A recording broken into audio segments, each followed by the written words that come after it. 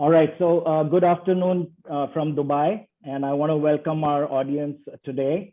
My name is Sharad Agarwal. I'm the founder of onlywebinars.com, which is a platform we created for having engaging conversation. And today we are going to be talking about, this is actually our 6th edition of the What's Next series. And we are going to have a conversation around from surviving to thriving, which I think is very relevant in present times. And to take this discussion forward, we have our 3 regular panelists, which is John Scott, Rajiv Daswani, and Arnaud Colry. We also have 3 amazing guest panelists, and they are Sophie Ahmed, Amy McKay, and Dina El-Sori. So I'm going to introduce reintroduce our 3 regular panelists. John Scott, who's based in New York, is also the founder of Humanic. He's a thought leader and change maker. He's been coaching CEOs on leadership issues for more than 15 years. Next on is Rajiv Daswani. If you want to be happy in life, Rajiv is your man because he runs the Happiness Coaching Center out of Dubai. Do connect with him on LinkedIn if you can. And then Arnaud does pretty much the same thing. He's the face of happiness in Europe. He's based out of France. He runs his own business. It's a personal growth platform, which is called humanavor.com. So check that out. It's a very exciting project that he's embarked on. So those are our 3 regular panelists. And I'm going to hand it over to Sophie to introduce herself and then to the other guest panelists. So Sophie, over to you. Hi, my name's Sophie Ahmed. I've worked in the events industry, mainly business to business events since the 90s, running big trade shows all over the world for Reed exhibitions and then on to Informa for 17 years, which of course is the world's largest event organizer. I launched a show in China and many, many different events in lots of different sectors with amazing teams. And then last year, when COVID hit, the events industry was just broken overnight. And it's actually an industry you don't really hear much about. You hear about the hospitality industry being affected and the travel industry being affected, but there's a large amount of business that takes place through events, business to business events, but also there's a lot of communities and bonding, a lot of jobs. So, you know, really when it happened overnight, so many people lost their jobs. The mental health impact was and is still being felt by the industry globally. So many of my friends have been impacted. People have lost their houses. You know, it's been really, really bad. So the industry then just had to pivot overnight, and everyone says, oh, they pivoted to virtual. Everyone knows those phrases. And that was pure survival mode. So if the events industry hadn't done anything, it would have been even worse than it was, and more jobs would have been lost. So the main thing was keeping those events running in some capacity. So overnight, everyone was trying to quickly learn how to run virtual and digital events, keep themselves afloat, keep the customer touch points, keep their jobs and all of that. So it was a real juggling act. Whilst during lockdown, people were obviously really burnt out, and they still are, and we're feeling the repercussions in the industry as we speak. But I think what happened was a lot of this needed to happen pre-COVID anyway, this acceleration to 365 communities, keeping engaged with your event customers year round, all of that probably should have been happening pre-COVID. But of course, it accelerated that. So even though it was really difficult, I think good things will come out of it. So I think now we're going as an events industry from survival to thrive mode. And people are now trying to implement what they learned during that survival 12 months to make sure it's sustainable and it's good for everyone. It creates jobs, it creates opportunities, and the industry can get back on track. And myself, I was actually made redundant because of COVID, because none of my events were running. So I founded the Virtual Events Industry Institute last year, which rapidly became very popular globally. And that was me in survival mode. So I think that now it's exciting for the industry after all that hardship. I actually think it's created more opportunities. And I think now as we go into thrive mode, I think it's actually going to be, you know, better for the industry overall long term. So the pain, I think, will hopefully be worthwhile. So that's me. And now I'd like to pass over to Amy.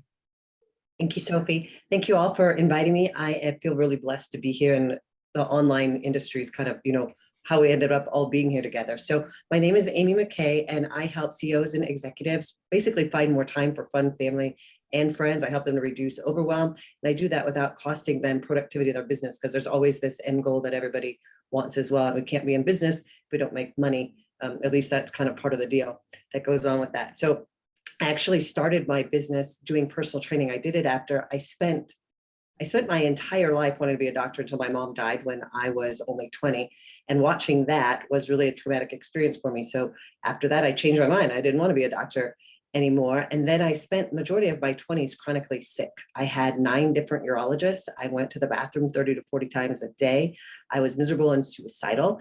And then I have an almost 19-year-old daughter. And when she was a baby, there was a day I couldn't take care of her any longer. So couldn't take care of her that day. So I literally had to crawl out of bed and crawl to the phone and get help. And so I said, well, I'm not going to do this anymore. And I discovered fitness, nutrition, and meditation. And I just started collecting education and collecting certification. So I originally started doing personal training. And as life happened and as things happened, and we're talking about surviving to thriving, I developed more and more skill sets. And now I have like 18 certifications, all related to mind, body sort of wellness. So that's my passion. I continue to get them. At the time last year, well, when COVID hit a year and a half ago, my business shut down. My clients wouldn't come in person. All my events, speaking is a big, huge thing for my business. All the training, all that thing, shut it down. And they also sent my children home. So I have she's now 10, but she was 8 at the time. And I'm a single parent. So again, that surviving to thriving, I was stuck at home without an income, making any money, or trying to figure out how to make money, and had a homeschooling. The school sent her home and told me to homeschool. So we've worked all that out. But again, there was a lot of processes and a lot of different things I had to learn how to do. And I redid my entire business. And I had a lot of the skill set was already there, but I said, I'm going to focus on these things, that this is what got me through this. And those things were things like curiosity and compassion, working more on the mindfulness-based stuff. Emotional intelligence, I think, is the soft skill that we've been missing for a long time. It's been overlooked. Specifically, there's a big, huge, we're talking about this great resignation that's going on right now. I hear it all the time on LinkedIn, and I don't see it to the same degree, but I see it on LinkedIn. Personally, I'm not experiencing it. But the reason that's happening is because people aren't getting their needs met, and now they want different needs. And I know there are people saying, in the US, what happened is a lot of people are making more money on unemployment. So now I got companies complaining that people don't want to go to work for this price. And we have all these things going on that people aren't happy in their jobs. And what needs to take place is communication. People need to effectively communicate, and everybody be able to get a little bit of what they want. And what comes with that, how we do that, is with empathy and being able to ask questions and being able to be compassionate about it. You don't have to agree with what everybody else says or what's going on in their world, but if you validate them, then you help them move out of that and into a place where they can be more receptive. So that's kind of what I focus on with organizations and people leading organizations, is leadership, emotional intelligence, key empathy and self-awareness, specifically communication. And those are things that are going to create wellness and success and all the things that we're looking for if we just stay focused on that. So with that, I thank you all again for inviting me. I look forward to more conversations, and I'll pass that to Dina now. Thank you very much, Amy. So hi, everybody. Good afternoon from the UAE. I'm not sure what time it is. I can see that there's different countries joining us, people from different places. I'm Dina Al-Souri. I'm an associate professor of biology. So I'm an educator and a researcher. I'm also a mother of 2 boys. I'm also a leader at my current university. I'm the associate dean for the College of Health Sciences. Actually, I can see that somebody's saying hi from Kuwait, Lamis. I was born and raised in Kuwait, originally Palestinian, Australian passport, but moved to the States for my PhD. So I'm kind of all over the place. I did get my PhD from the United States in cell biology, studied a single protein for 5 years. Yes, I'm sad, but I'm very passionate. Moved to the UAE 12 years ago. I joined Abu Dhabi University 12 years ago. I arrived on a Thursday night. On Sunday morning, they gave me 48 hours to get over my jet lag, and I was with ADU, and I'm still with them till this day. So wonderful journey with this place. The only place I've worked on in the UAE. And when Sharad contacted me to join this. I think I'm going to speak on behalf of all the educators in the world. I think we really tried to survive during COVID as much as possible. I think every parent, every educator on the planet tried to survive. Personally speaking, I've never ever taught a course online in my life. We had to go literally in 2 weeks during spring break from 100% on campus to 100% online. And I was in charge of the college at that time. I was running the college. We still did not have a dean, so I was kind of the acting dean. So I had almost 20 faculty professors under me, more than 1,000 students, and 2 kids of my own that went online, one in American curriculum, one in British, so completely different systems. So yeah, we really wanted to survive at that time. Kids have paid their tuition. We were halfway through the semester. We're not going to say bye. We're not going to teach you. It's COVID. It was our responsibility as educators and as mentors, as parents, to actually, continue the semester. Never heard about Microsoft Teams or Zoom before COVID. I knew about Skype only. Now it's, instead of saying hi, we say, all right, is it Zoom or MS Teams? So we've survived, and I really think we're going to talk about this more. We've thrived. I personally have. The fact that I'm speaking to all of you from across the world today, I've connected with people and researchers across the globe like there's no tomorrow. I've never done that much research with people internationally. I've never done that much webinars internationally in my life, because when they used to call me and invite me, I had to travel, which means I need to stop working and leave my family behind. Now I do it. I'm actually in my bedroom. So, that is, for me, is thriving, really. So the exposure, and the hassle that reduced with that exposure, it's a win-win situation.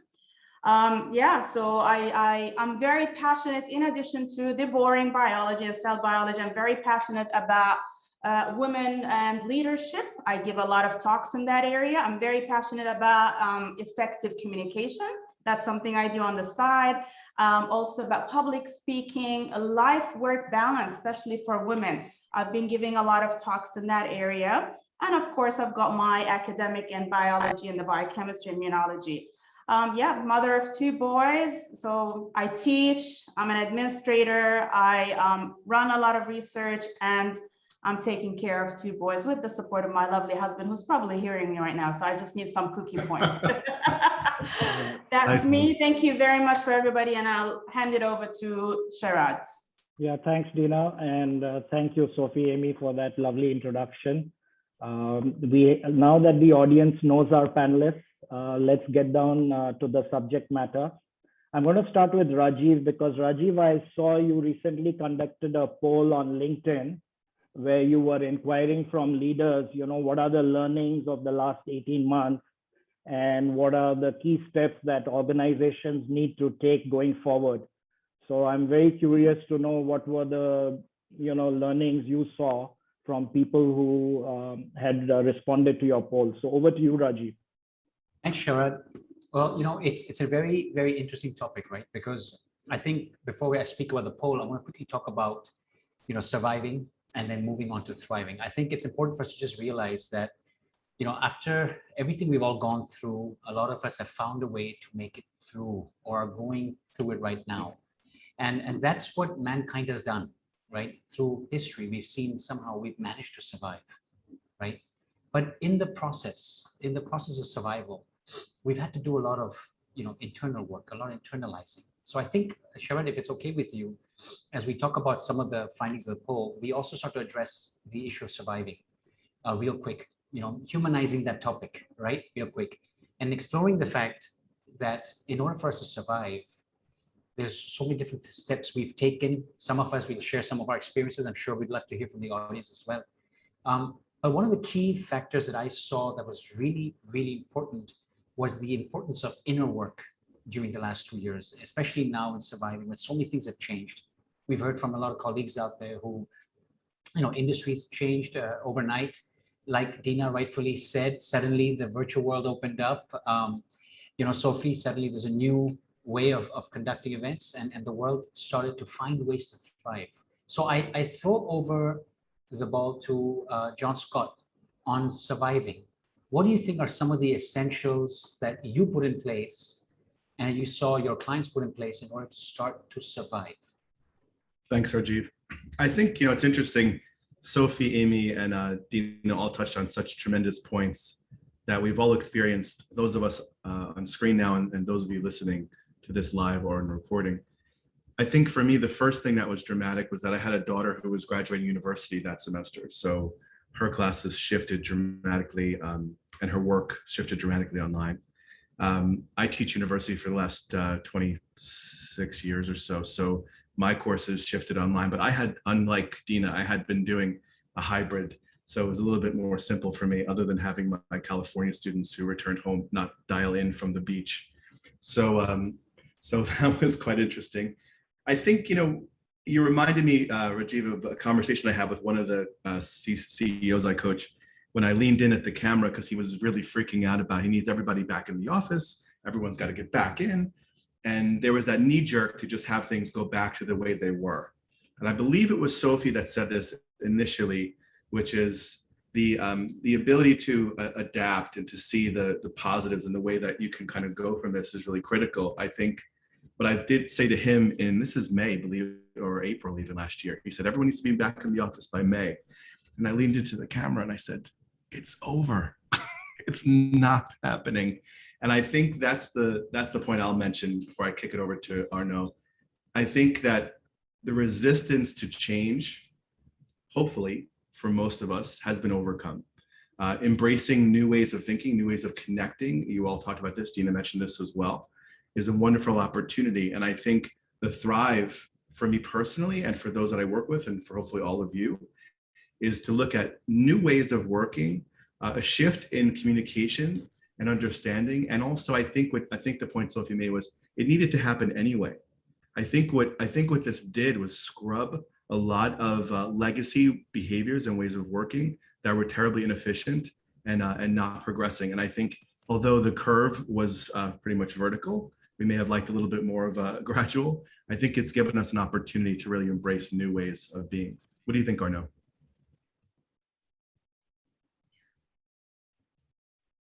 You're mute. You're mute.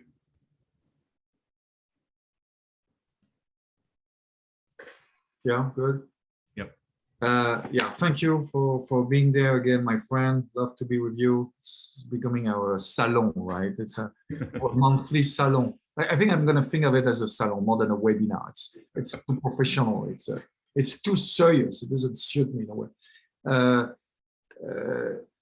Yeah, so many things to say. First of all, many of you talked about surviving, transitioning from events or the field. Same thing with me.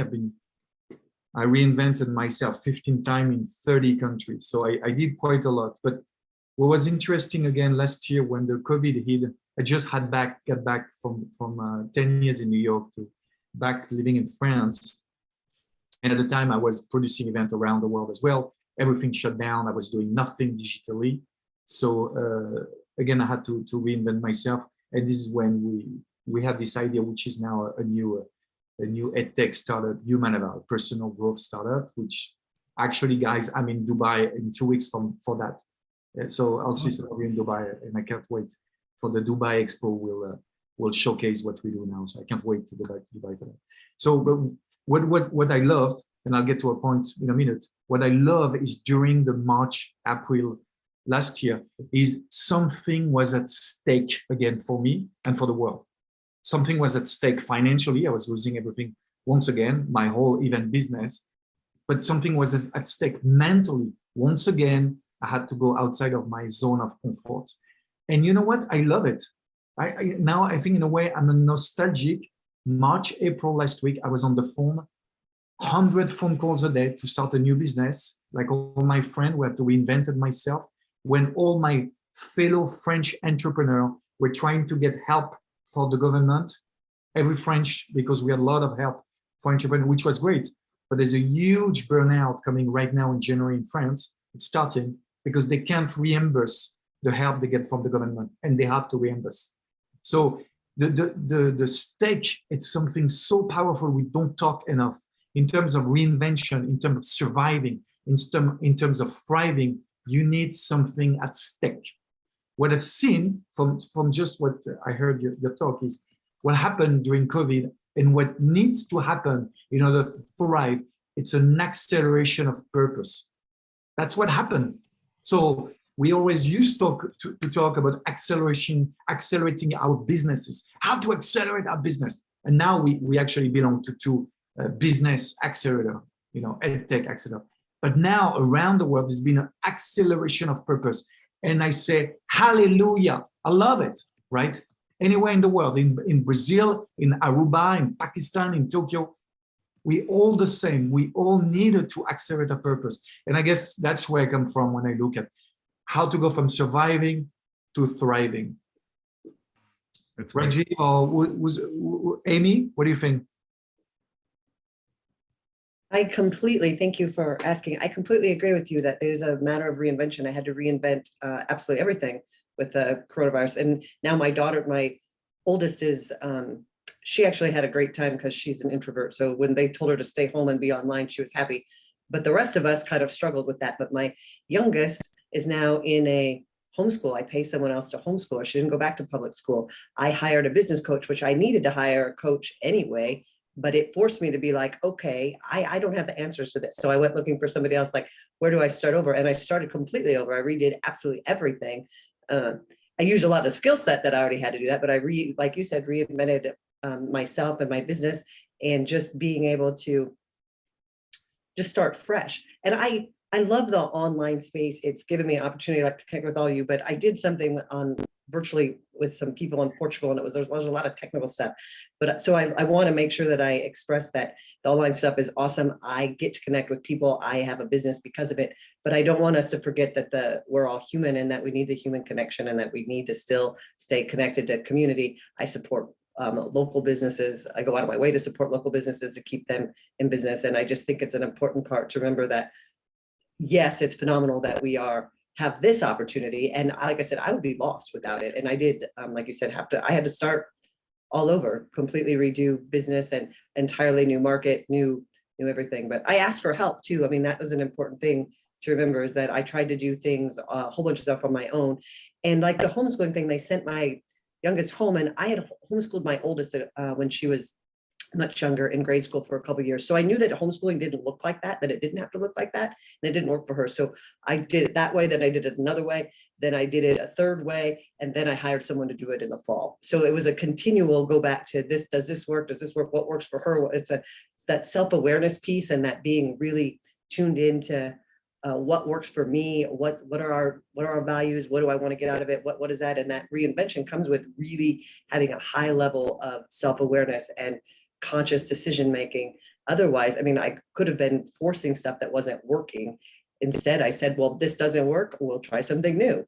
I mean, that's how we survive, and not just survive, but that's how we thrive, is going, here's something, try something new. That's what I keep doing too. John Scott, I'd like to hear from you, since we have kind of a lot of common background on the things that we teach. I will speak in a second, but I want to be mindful. I want to kick it over to Sophie. I'll get back to you in a second, but I want to give Sophie a platform to talk a bit. How do you reframe, to Rajiv's point, how do you reframe thriving now for you, Sophie? I know we're all talking about reinvention. We're all talking about new paradigm shifts. I love Arnaud's phrase about accelerating purpose. That's a hashtag. It's going to go get a little bit more popular today, I have a feeling. But how do you manifest accelerating this for yourself? I think watching what's happened in the events industry, to Arnaud's point, I always think of that saying, isn't it? Is it necessity is the mother of invention? So, when your back's against the wall, that's when you're going to, do really well or not. So, that's when the survival instinct kicks in, isn't it? So you're like, I now have no other options. And as we know, money and survival are hand in hand. With that chart, you need to make sure you've got a roof over your head and you're eating before you can think about anything else. So you're going to go into survival mode in that respect to make sure your business works and you can keep your livelihood going. And also, I think it creates creativity. So you're having to think in different ways to survive. And I read last year, I think it was in March or April, when we were in the height of lockdown for the first time, and I read an article that Isaac Newton was in lockdown from the plague. And if he hadn't been in lockdown from the plague, he wouldn't have been in his garden when he discovered gravity. So I think, you know, when you're forced into these situations, I think some really interesting things happen, and creativity. So in the events industry, the creativity has been incredible. What has happened in 18 months probably would have taken over 18 years if it wasn't for COVID. The technology now that's around, online, offline, as people get their heads around hybrid, through online, of course, people are now able to reach a much larger global audience, you know, to Amy's point as well there, which is great. It's also great for diversity and inclusion. So people who couldn't actually attend events before, for whatever reason, now are attending events. So that's great. It's great for sustainability, as we know. So like, I think what will happen is people will fly for premium events, but perhaps just the normal event like this or other events will be more online, which will help, you know, with the conference 2 weeks ago. It's very timely about how events, you know, so I think that's really important as well.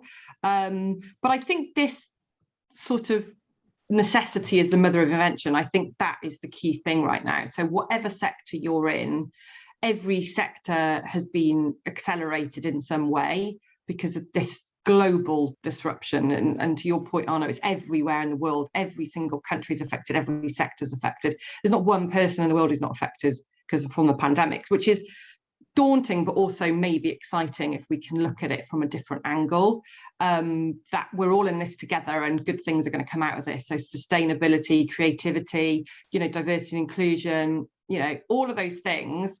But I think it's going to take a while to settle. And certainly in the events industry, I think people are now, you know, I think it's like a change curve. You know, at the beginning last year, they were like, to your point, John Scott, they were thinking, oh, it's all going to be okay in a few months. Let's just bury our head in the sand. And then they were like, well, this is actually not going to be okay. And we need to do something about it. So I think once people come out of this change curve and everyone's in it in different sort of stages, and people start to embrace it more, I think it could get really exciting. But yeah, I think creativity is a really cool thing to come out of all of this. Yeah, I agree. I think I'll kick it over to Dina to talk about this. You mentioned earlier, Dina, that you've had more collaborations with people from more places. And I just had my first Zoom call with a potential partner in Namibia. And I pride myself on being able to pick a city and know the time difference just because of my work.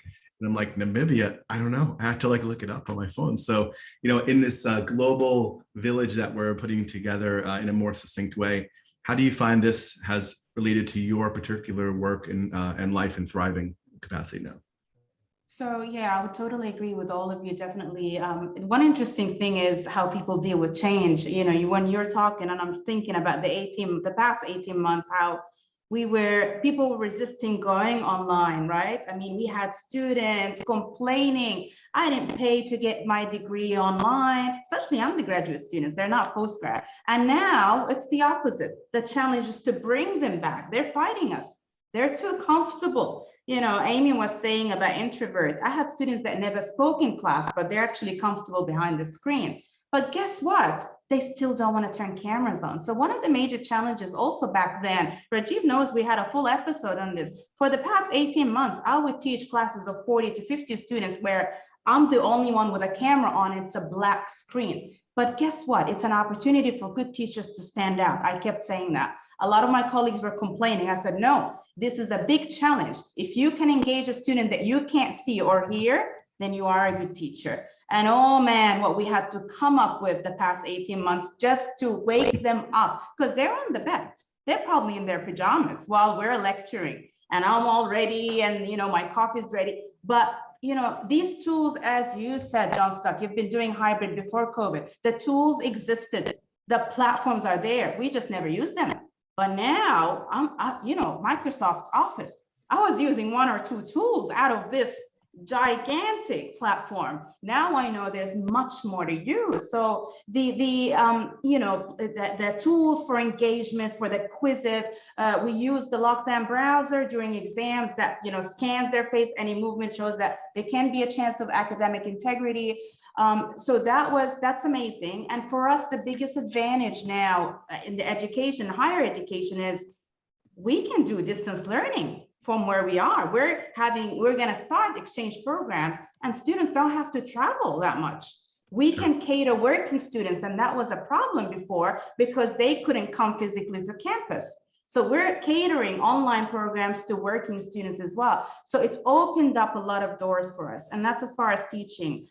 With the research collaboration, so you were talking exactly, just on Saturday, I was going through like just, half an hour preparing a schedule of time zones. So I'm part of this program called Global Health Mentorship. So I was selected to be a mentorship for women around the world from different countries in health education. So I've got a lady in Tanzania, and I've got a lady in South Africa, and a lady in Brazil, and a lady in Italy. So you can imagine the time zones. But I think that exposure, I didn't know what time it was in Tanzania, compared to the UAE. So, and yet alone, of course, the exposure to the other scientists in Australia, in the UK, in the United States, and so on. So I think only good things came out of this pandemic, as difficult as it was in the 18 months. I think, there's a term I've hesitated using, but I think I'm going to embrace and lean into it a bit. I think there's these gifts of coronavirus, and I hate to use that, but I'm trying to find a more eloquent way of taking it, so I'll take suggestions. But if you're open to looking at a shift in the way you think, in the way you behave, in the way you take in information and share information, this has been a wonderful opportunity. I often tell my clients, you can take a note at people, and I say this all the time, there's only two kinds of people I work with or have seen in the world in general, open or closed. And this has really highlighted those differences, because closed people and still I deal with this now, people still want to go back to the way it was, and they're resistant. They're kind of clawing as they're falling, they're clawing before they think of new ways of behaving. And I think that if we think about this from our own perspectives, what are we resistant to?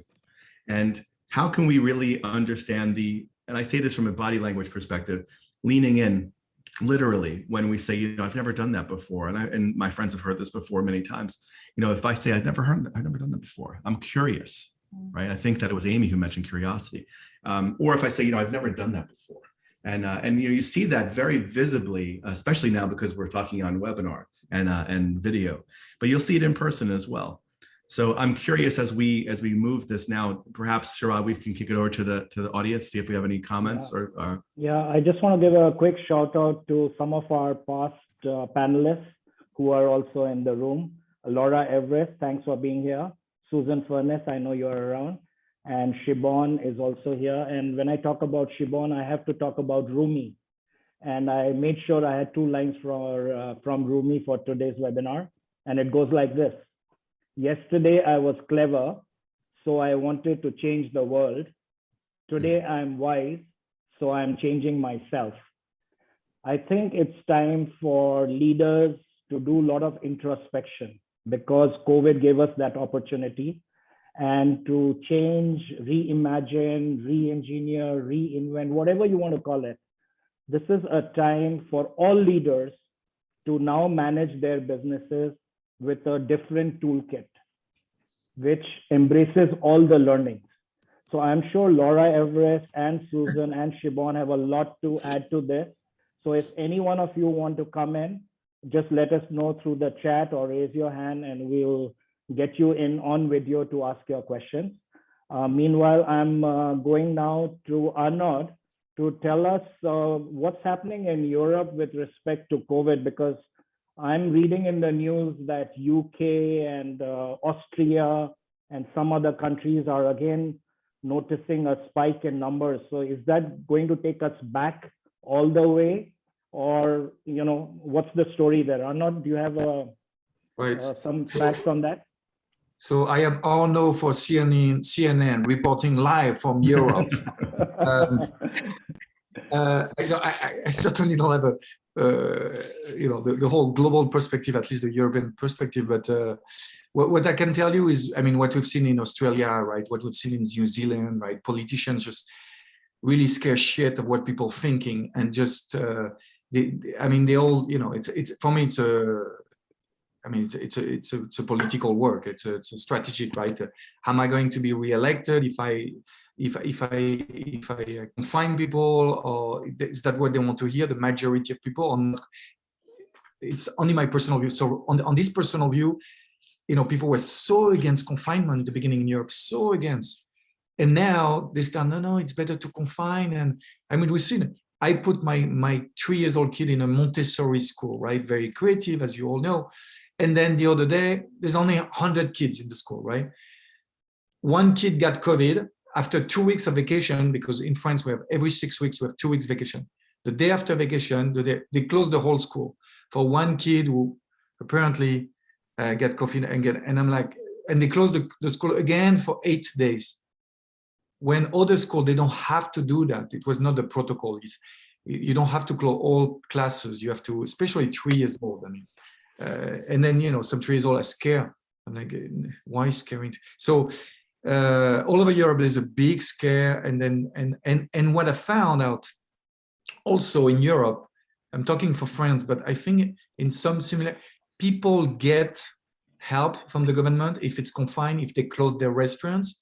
In France, for instance, a lot of restaurants owners actually made more money during the confinement than before the confinement, especially small restaurants, especially if they didn't have any debt.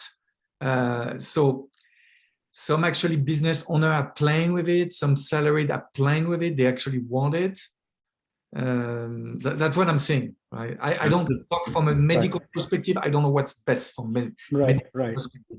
But from a mental perspective, I think it's really bad to confine people again. From a business perspective, I think long-term, it's very bad. From a medical perspective, I don't know what's best. But yeah, the whole shift is coming back to Europe is, on John's point, more people are open or close. Europe, we close, we mostly close. So I'll tell you though, real quick, in Milan last month, I was hard pressed to find inside, yes, masks, but outside was a full party. And I'll be in Paris next week. The requirements are very different, changing very quickly. And then I found out when I returned to Rome in a few weeks for work, similarly, the Green Pass is changing and evolving, and there's so many things in motion. But this is a whole other webinar topic. We can go down a very big rabbit hole. But I'll kick it over to Siobhan. Great to see you again, Siobhan. Great to be here, and I feel a bit like I need to come out of the closet here, because I am thriving and I have been thriving, and I often feel a little bit guilty about that because there's so much awfulizing. I love that distinction, John Scott, of the closed and the open, and we hear so much of this panic and being locked down and fear, propaganda. And yet, in all of that, some of the things that Amy and Dina and Sophie have talked about have come incredible opportunities. And I wouldn't be here, Rajiv, I get access to you, Sharad, we've had some beautiful interactions.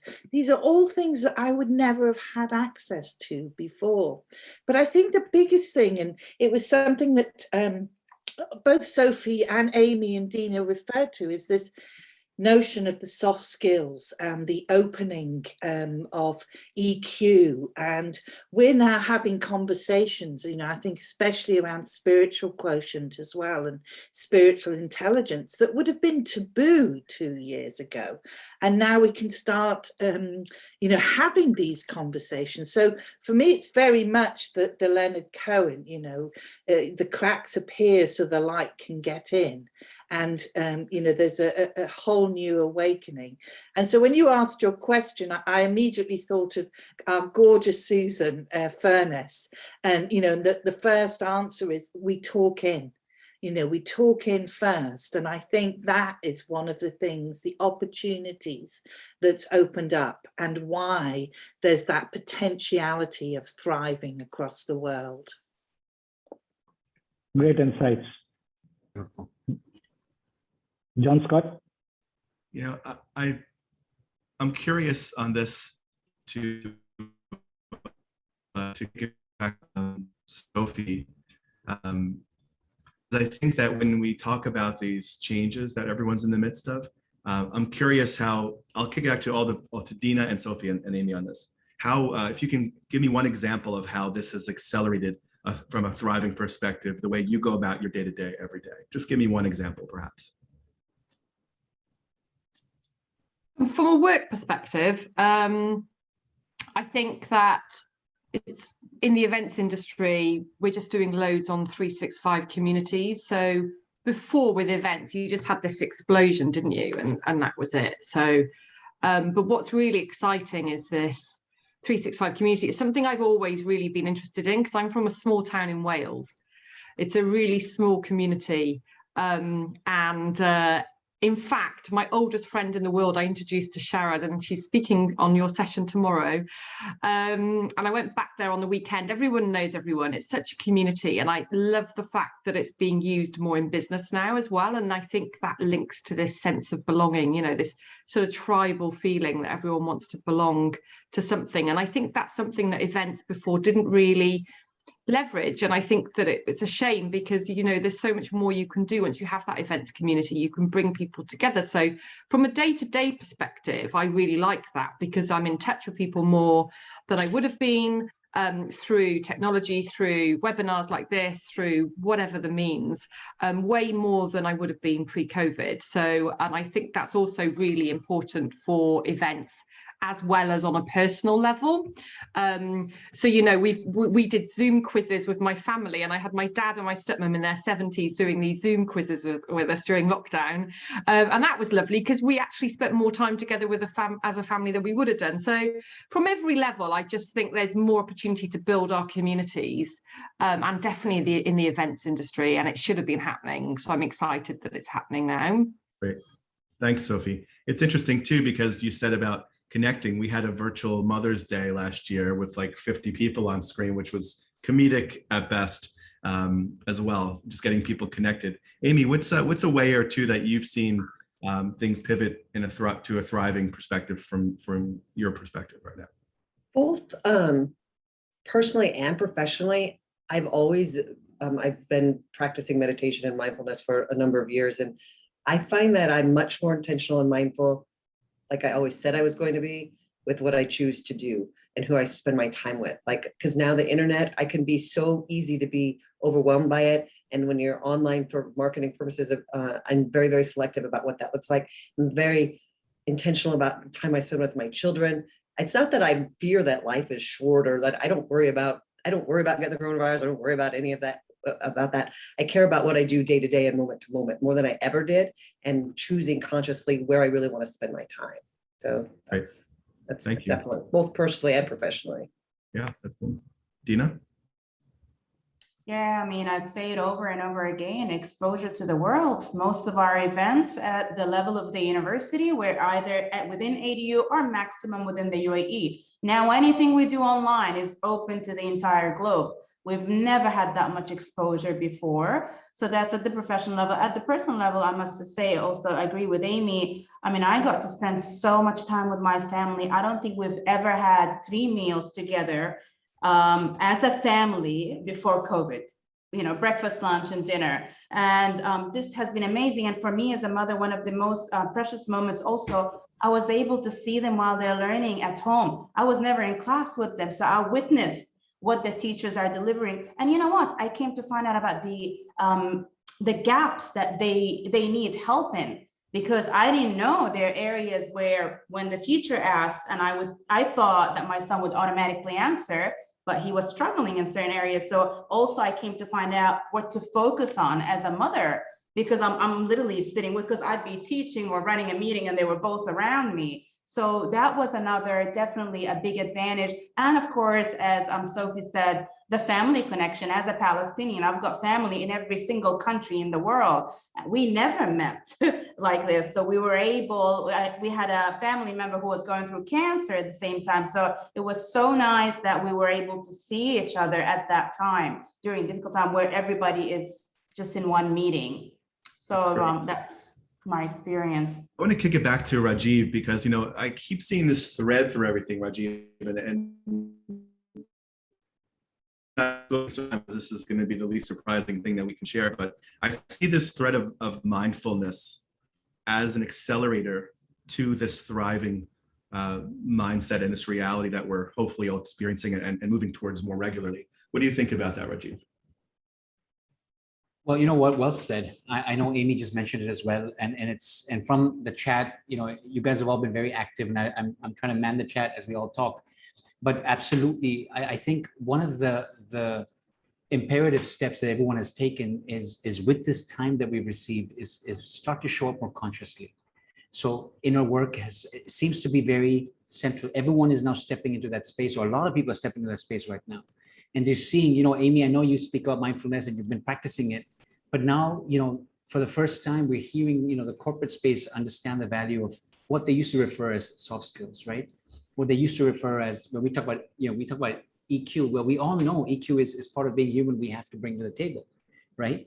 But organizations now are seeing how it does impact. So, you know, John Scott, we think about being mindful, being here, being present, being kind.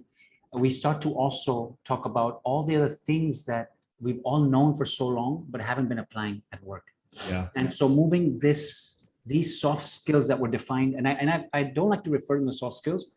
That's why I keep on saying humanizing, right, John Scott? Yeah, So we talked about this on the last one we had, and we talking about this because I've shifted how I use this from a vernacular with clients, and I talk about business skills and human skills, or life, you know. So, and I think that there's, at least in the US, in my perspective, there's this diminishment that happens if you mention soft skill. It doesn't seem as it's a priority. I think this time for all of us has really accelerated the fact that we have to look at people from a holistic perspective as a whole person. You know, what makes them tick, what keeps them energized, what gives them, how do they find purpose? You know, accelerating purpose, as Arnaud said earlier, is a fantastic phrase. So for all of us, for all of you on the, thanks, Laura. For those of you on the chat or those of us on screen, how do you feel as if the human side of your life and work have come into a bit more? Dina just mentioned it in terms of her connection with her family and such. And I think it's interesting because Amy mentioned her meditation practice. My gym closed and I ordered things online that I got frankly scammed and never showed up. And I was one of many who fell into this trap. And I just started running as like my morning meditation. And it became this, you know, I not started running, I should say, I returned to a little bit more accelerated running. But how have you found this human side of the last 18 months has really come into play to your work, let's say? How have you connected more on a personal level? We've talked about, obviously, this, but have you had sidebars? Have you had ways in this has contributed? And I'll put this to the panel and to the participants as well. Siobhan, if I may come in, I mean, in my case, even though I run a small organization, I think it gave me an opportunity to got to know my people well through the interactions I was having with them. And earlier, you know, before COVID happened, I was in a different mindset where I thought I was the boss and I wanted everybody to do it my way. But when COVID happened, I changed my total mindset. Now I believe that I'm working for my people. I'm responsible to make sure that they are happy, that they are motivated. And it taught me that I have to listen more, right? I have to understand them more. So empathy is not only getting into other people's shoes. I think it's getting into living their way. So you know their challenges, and then you know, you are better equipped to handle them. So for me, building teams that trust each other has been a valuable lesson. Motivating people by getting to know them and listening to them has probably made me a better manager. And I think a lot of leaders are realizing that this is the right way forward. And I would hate to see if just because certain countries are approaching herd immunity and they are going to, you know, get that swagger back or start behaving like CEOs who care only for shareholders and not for stakeholders. It will be a pity if people go back to that way of managing. I hope all the learnings of last 18 months are ingrained in all leaders forever, right? And also from a business point of view, the biggest learning as a leader for me was that I realized I have to have a plan B, a plan C, and a plan D in place because we are on shifting sands. Gone are the days when you had one business plan and you went with it. So you need to plan better and know when you need to shift those gears at the appropriate time. So I think in many ways, we are wiser, and we just need to implement all those learnings. What do the rest of the panelists think? Over to anybody who wants to take it forward. Oh, well, just want to pick that up around how has it impacted, you know, you talked, Sharad, there about that shift to servant leadership, you know, rather than the charismatic leader. I think for me, it's opened up where I can be more me and more authentic in my engagement, because that's actually what people need in an online virtual space, if you're to have that meaningful engagement. And so it's given me permission to be more me, to be more my spiritual world, which was a very private space and certainly not something I would share. As Susan, our wordsmith, who's going crazy in the chat and coming out with absolute gems, but that key thing about that heart. And there's something about the virtual space, and Susan, I just saw, you know, moving from fearful to fearless leadership. Again, I think that's something that the virtual space almost gives us permission to do, and to be more genuine about who we are and more holistic about how we express and we present ourselves. Yeah, great insights there. Thank you. Just again, to put it to the group, the participants, if anyone would like to speak, I'm just going to kind of name some of the people. Dre, if you have something to say, Lara, Lori, Vincile, anyone on the chat, if you have something to say, please chime in. Thanks, guys. Thanks, Siobhan, for that. For me, I just think that obviously everyone's been talking more about kindness and mental health. And as Sharad knows, I love the Dalai Lama. And Rajiv, you know, one of his quotes is, the purpose of our lives is to be happy. So I was going to say that to you. Also a big fan of Rumi. But I think it's great that people are talking more about kindness and people are talking more about mental health. And I think that, again, that's been accelerated and it's been a long time coming. But my concern is, you know, is this going to stay, and will this continue, you know, once things go open up again? Because all this talk is great, but now it's like, how are we going to make sure that it's actioned and that it stays forever, and that people are more, you know, people are kinder and people are, you know, more interested in mental health and being more aware of how actions and words can hurt others. And I just think, like, how can we make sure that that continues for years and years to come? And, you know, I don't know the answer, but that's my concern, is that it's talk now, but how does it actually be actioned and stay forever? Great question. I think that, you know, I'll kick it over to Laura. I'm curious about your perspective on that, that Sophie just put. Can you hear me? Yeah, not on mute, just checking. Okay, so just for a second, I just wanted to share, some of you know this. I'm going to take it out of COVID for a minute and just share that 8 years ago, I was hit by a car when I was out running, and my whole body was shattered. In the last 8 years, I've been through 17 surgeries to rebuild me. I've got 2 more next week. And I've learned to thrive in life. For so long, I've had challenges hurling at me that I've got to find a way to come back from. And I think what I've learned particularly, and I think this is what a lot of people found during COVID, is that we work so often on automatic pilot. We spend so much time just doing and just being for everybody. And we don't actually take that time to really think for ourselves, you know, who am I? What really matters to me? What am I here to achieve in life? What's my purpose? And I think this is where it's sort of saying it's become really important, because over COVID, you know, particularly, people are saying pivot, pivot, pivot. And everyone's saying, oh, I'll do this and I'll do that. And we're trying to reinvent.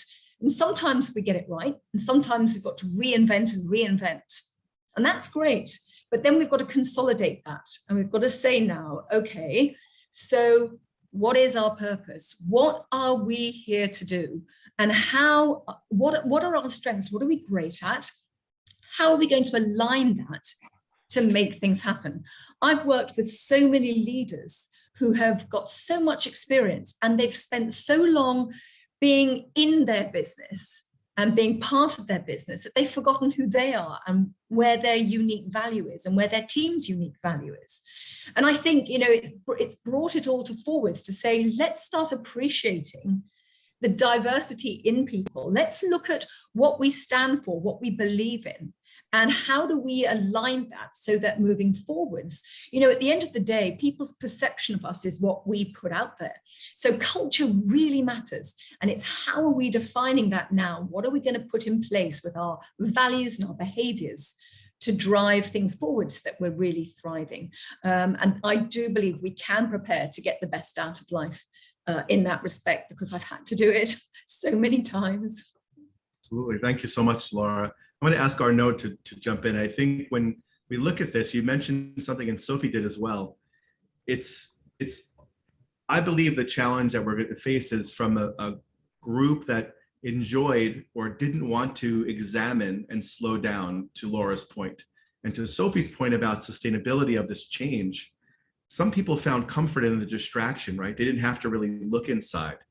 They didn't have to look around them. They weren't being as self-aware as Sharad, saying, you know, how can I serve my people? Because there was an interesting side, kind of never spoken, but whispered, you know, like loving what you do and being happy and having purpose, like those are nice, but like we have hard metrics to meet, right? They were seen as, in many cases, as disparate. And now I think people see this as a whole. And how can we find this harmony between mindfulness, consciousness, effort, learning, and success? And I'll kick it over to Arnaud and get your perspective on this collective. Thanks. To your point, Laura, when you say we, you know, we're always on autopilot, all of us, yeah, sort of, we've read and experiment ourselves. And to your point, it's so good to keep mentioning. I just read this amazing book. If any of you have read it, you have to read it. It's called Atomic Habits from James Clear. He's the #1 guy on discipline. And since at 48 years old, I start, would it be nice for me to have some sort of discipline in my life? So let's get down to it. And I start with it, and I'm implementing for the very first time, since I was always working on motivation, but without discipline, which is amazing how I did some things in my life. But he said on his book, 50% of what we do, 50% is autopilot. 50% are not conscious choice. It's just routine. We get to work and we just do, or we got our kids, and it's just being, for everything you've all been saying. I mean, we've talked in Dubai when we met, you know, I'm so much in consciousness, conscious leadership, everything. Whenever I worked in the UN, it was a conscious leadership training I was doing. But it's true, and that's what he mentioned in his book. It's just being conscious. So right now, there is a rise of consciousness. Since we are with ourselves more, with our family more, with our employee more, we're forced to be more conscious. And this is amazing. And hearing you, there's one more thing. The platform we are developing now, Humanava, is actually a soft skill platform. But I've just learned in France, it must probably be the same statistic everywhere in the world. 70% of employees don't know what means soft skills. 70%, right? So we all hear leaders and consultants and visionaries, whatever, talking to CEOs, but and when I talk to, so what do you mean thriving? What do you mean being conscious? They have absolute no idea. The people that starting out right now, so many schools need our advices and think of you, Dina. I've never talked. I don't do so much lecture in school because I don't have time. But I've never talked so much to develop our business with school right now. 3 years ago, there was only one school in France, the #1 business school they wanted to hear about what do we do, HEC. And now every schools, the lowest ranked schools, say, teach us soft skill. We don't want young people, 21, 22, 23 years old, go in the world without that emotional intelligence knowledge, without knowledge of resilience, without knowledge of community building. So hearing you, yeah, it's not soft skills, it's more human skills or conscious skills, right? Someone said in the chat, we should not divide the word between hard and soft skill. I agree. We yet to find a word that but for the very first time, yeah, someone said, the goal of a life is to make every unconscious thing conscious. That's it. That's our one goal in life. And I guess it's the one goal of humanity for those of us that work with employees from anywhere in the world. It's just making those unconscious choice conscious more and more. That was my 2 cents. I'm right, curious. Laura is raising her hand. Laura is raising her hand. There we go. Better? Okay. Yeah. I just wanted to share very quickly on that, the power of what you've just said, because honestly, when I had my accident and people were saying to me, how are you so resilient? I thought, I don't know what I'm doing.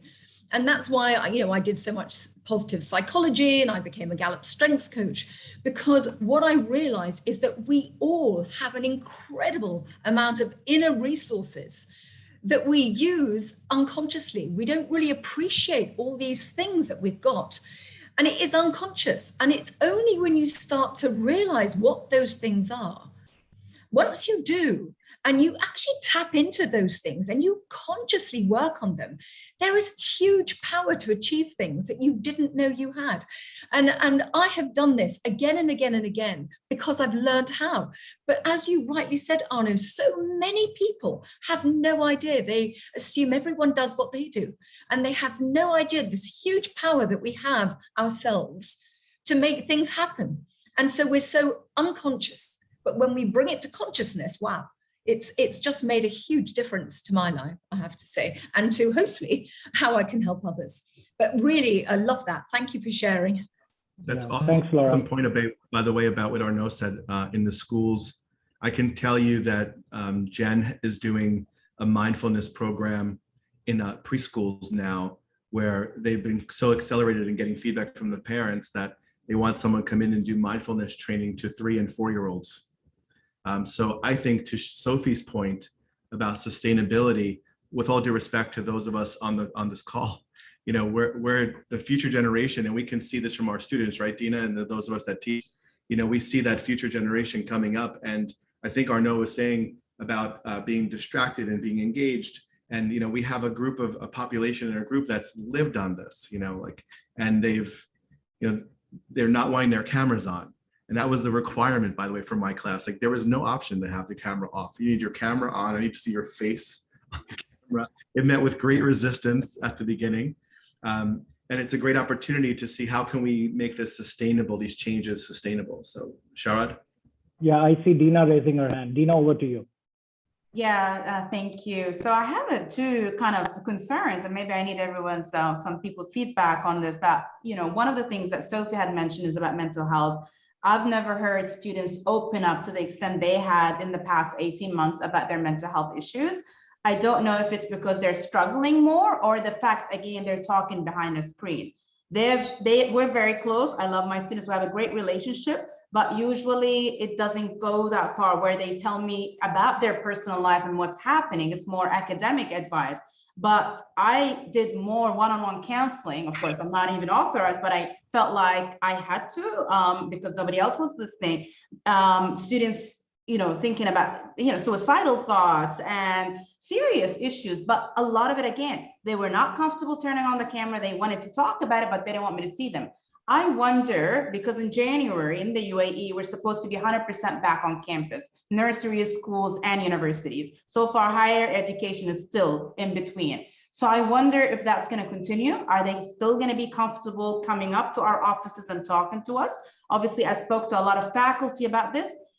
There was this response when students came and complained that they couldn't do an assignment project and they used COVID as an excuse for everything. And faculty would say, oh, but we're all going through this. But then I would remind faculty, at their age, we didn't have COVID.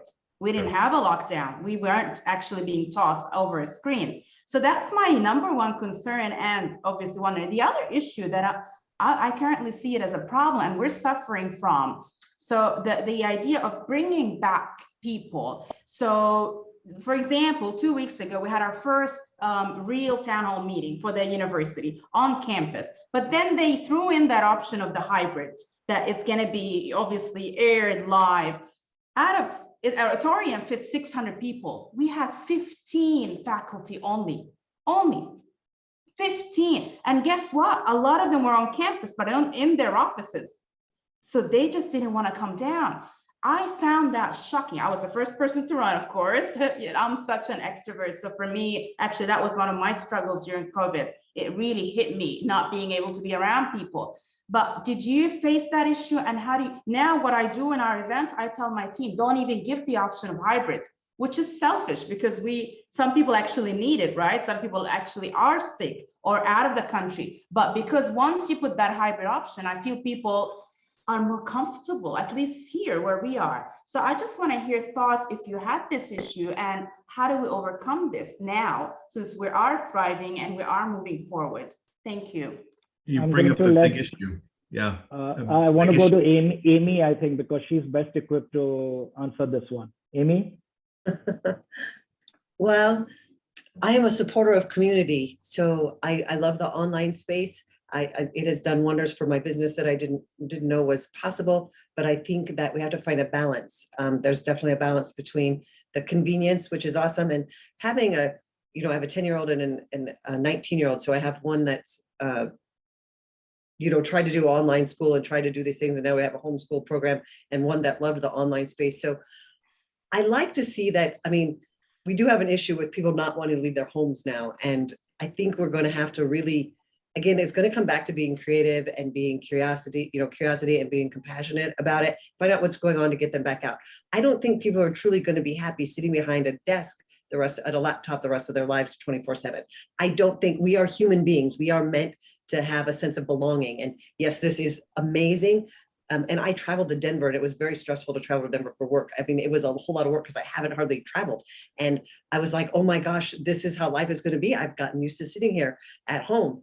But I loved it. It was amazing. I got to see things I didn't, I wouldn't have gotten to see these amazing, the Red Rock, then I met new people and things, and it was phenomenal. So finding that balance, and again, asking these people, why the heck don't you want to come out of your house now? Like, you used to like it. And I have a almost 19-year-old who's an introvert, and she sat around and quilted during COVID. So, and she was 17, a senior in high school, and she sat around quilting. She was perfectly happy to go sew and quilt. So there are people that do that, and she likes the online option, but she even as an introvert that wanted to quilt all through COVID, wanted to go to college and be with people. She was disappointed that some of her classes were online or that she's sitting in a mask and can't get to actually see people, or that they're, they don't have the same activities. So even my very, very introverted daughter who wants to sit at home and quilt wants some of that. And so I think, and like I said, I had all these struggles with traveling. It was very stressful, but it was still this, I got home and I'm like, wow, that wasn't as bad as what yes, I'm trying to play catch up now, and I wouldn't want to do it all the time, but there's a balance and we need to ask those questions. We need to ask questions. What do you need to come out to do that and to get that sense of belonging? Because I don't think people are going to be, we're human beings. We are not meant to be isolated and alone. We are meant to be with people at least some of the time, even introverts. So we need to ask a lot of questions, ask them to dig deep. Like that's what coaching is about, is to ask a whole bunch of questions so they figure it out on their own. And that's what we need to do with these people that don't want to attend any events. Like, what the heck is going on that you don't want to be a part of this? And maybe we're more selective. I'm more selective about where I spend my time. I don't feel like through COVID, I had a whole bunch of extra time. I felt very stressed. I had to redo a business, get a bunch of training, try to homeschool, do it all alone. So I know people were like, oh, I had a lot of time to be reflective and reevaluate. No, I had a lot of time to refigure things out and had to go back. I had no choice but to figure out who I am, and what really works for me and my family.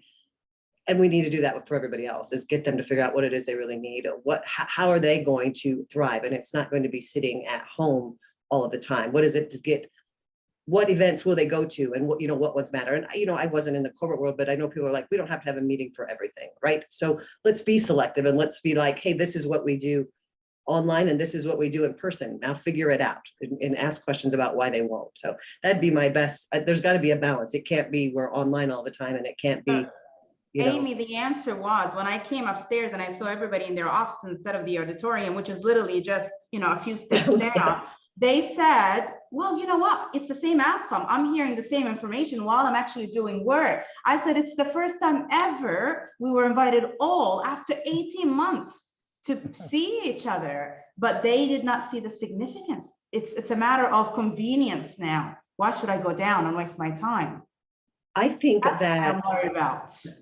I have a different energy sitting in my office than I do, and maybe people have forgotten what that feels like. Like if you get back in touch, there's a totally different feeling for me to like, when I do a class online, a speaking thing online, there's a totally difference between sitting there, watching a screen of people and me showing up and standing in front of a room. So if people get back to what really feels good, and maybe they've lost touch with it, you know, you sit at home for 18 months, get out and do something. And there are people that don't feel safe. So obviously you need to do that, find some way for them to feel safe, but we have to get people a little bit out. Like, I can't imagine if the option was to walk down the steps, I would be jumping on it unless there was some specific reason that was, you know, maybe someone had a weakened immune system, or I don't know, maybe they prefer to sit in their yoga pants at home. Some days are like that, but I think we need to ask questions to find out what, and like some of these businesses, I'm in Omaha and a lot of businesses shut down and a lot of people didn't go back to work because the government's paying them more money to stay at home than they're paying them to go to work. So we need to evaluate, how do we get people